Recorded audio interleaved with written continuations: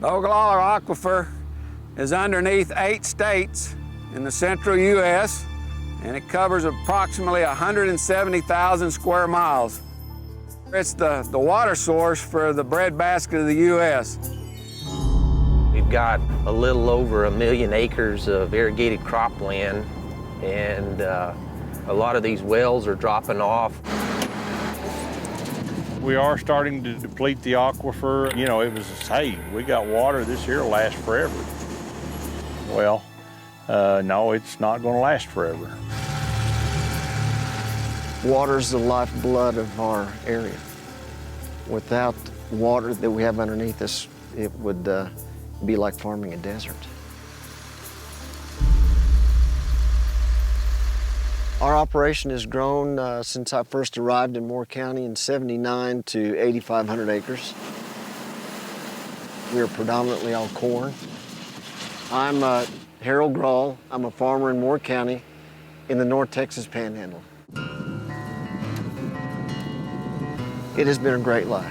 This is what I consider my calling in life. It's to be able to farm. Things have changed dramatically over the years. When I first got here, we had abundant water, and then we got into the 90s, and weather started changing, and especially into the 2000s. It seems like weather was a lot more volatile.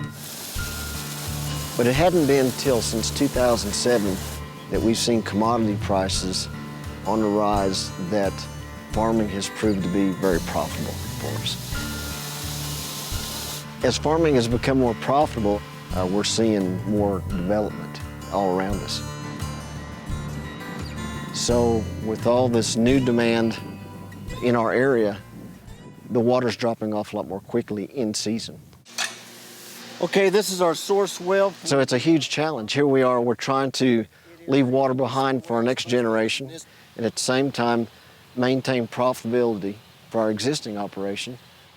There's a sense of urgency here. We need to do something. We can't be stopping and waiting 2 or 3 years before we start acting.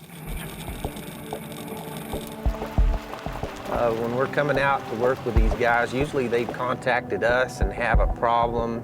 I'm Mike Caldwell. I'm the district conservationist with the NRCS in the Dumas Field Office.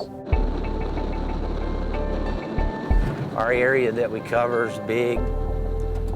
We have to drive a lot of miles to see these guys and to be out in the field with them to know what's going on.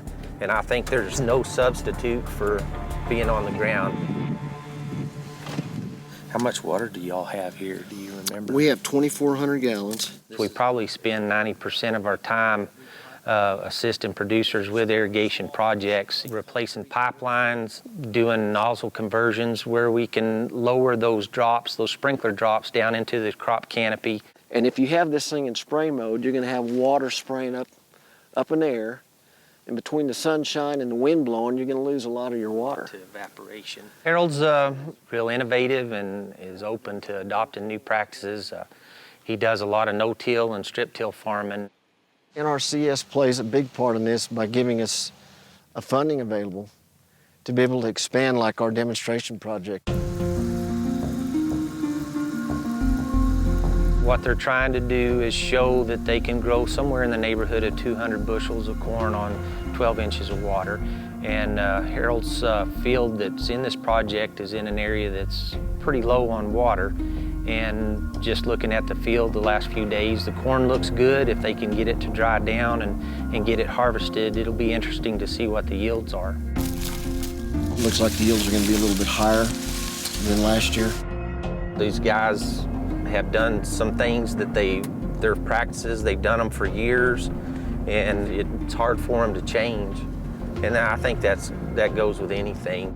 But a lot of these guys, I think necessity and you know, just seeing their neighbor, he's doing some good things. So they're, you know, it's coming around.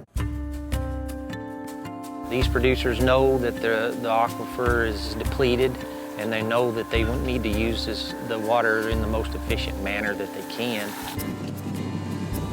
Probably over the last 6 years, we've started growing quite a few acres of cotton, and it's a plant that's not using as much water, and they can rotate with other crops and include cotton in that rotation. Hey, David.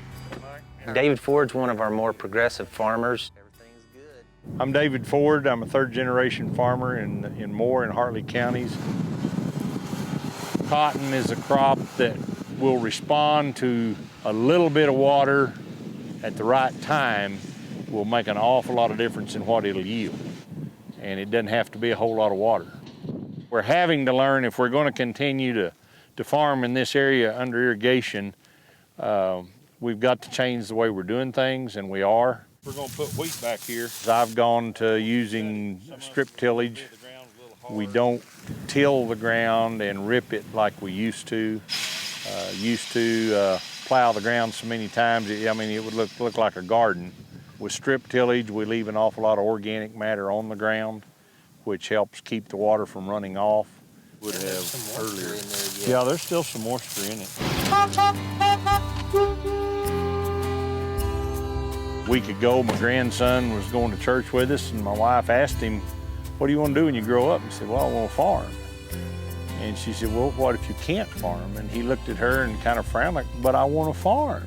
We've got to be better stewards of what God made and what we've got, because there's not going to be any more of it. The Natural Resources Conservation Service helped these guys improve their efficiency, and they're doing everything that they can to get the most use out of every drop. We've talked about water conservation, and that's a nice word, but when it comes right down to doing it, and doing it at the extent that we need to now, we can't do it by ourselves. We got to have that helping hand out there to help us do that.